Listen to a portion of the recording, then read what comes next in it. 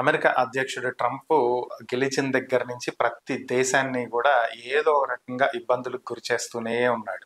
ఆంక్షలని, టారిఫ్లని, ఇంత పర్సెంట్ అని, అంత పర్సెంట్ అని. ఇప్పుడు రష్యా వంతు వచ్చింది.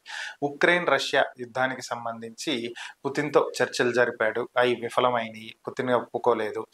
సో కాల్పుల విరమణకి. సో నెక్స్ట్ మళ్ళీ చర్చలు జరగాల్సి ఉంది. ఇది ట్రంప్కి ఆగ్రహం తెప్పించింది. సో దీని తర్వాత మరలా ఇంకొక మీటింగ్కి రావాల్సి ఉంది. దానికి పుతిన్ వెళ్ళలేదు. సో దీంతో ఇక చిర్రెత్తుకొచ్చి ఏం చేయాలో అర్థం కాక సహనం కోల్పోయి రష్యాకి సంబంధించినటువంటి 2 ఆయిల్ కంపెనీల మీద శాంక్షన్స్ విధిస్తూ నిర్ణయాన్ని ప్రకటించాడు.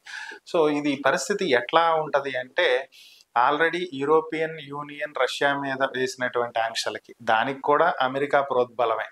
సో దాని ఎఫెక్ట్కి వాళ్ళకి ఇప్పుడు గ్యాస్ దొరక్క అల్లాడిపోతున్నటువంటి పరిస్థితి. రేపు అమెరికా పరిస్థితి కూడా ఇలాగే తయారైంది.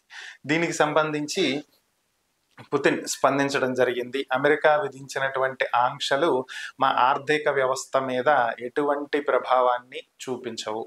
సో ఈ టారిఫ్స్, ఈ ఆంక్షలు కొంత ఇబ్బందికరమైనవి అయినప్పటికీ కూడా మా మీద ఎటువంటి ప్రభావం ఉండదు. మేము దీన్ని ఎదుర్కోవడానికి సిద్ధంగా ఉన్నాము.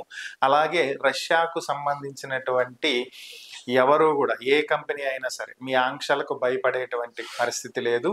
అట్ ద సేమ్ టైం అమెరికాకు చెందినటువంటి క్షిపణులని జెలెన్స్కీ అడుగుతున్నాడు ఉక్రెయిన్కి ఇవ్వమని. సో ఆ క్షిపణులతో దాడి చేస్తాం అని చెప్పి చెప్తున్నారు. ఒకవేళ ఇదే గనక జరిగితే రష్యా తీసుకునేటువంటి నిర్ణయం ఏ రేంజ్లో ఉంటుంది అనేది మీ ఊహకు కూడా అందదు. సో అది మాత్రం దృష్టిలో పెట్టుకోండి అని చెప్పి చెప్పాడు. అండ్ సింపుల్గా చెప్పాలంటే ఏ స్వీట్ వార్నింగ్ అని చెప్తారు చూడండి. సేమ్ టైం మీరు గనక జెలెన్స్కీకి క్షిపణులు ఇస్తే ఈ ఆంక్షల సంగతి తర్వాత మాట్లాడుకుందాం, ఇది గుర్తుపెట్టుకో. నెక్స్ట్ మేమిచ్చే రిటాలియేషన్ ఒక రేంజ్లో ఉంటుంది, అది నీ ఊహకు కూడా అందదని చెప్పి చాలా సాఫ్ట్గా వార్నింగ్ ఇచ్చినటువంటి పరిస్థితి.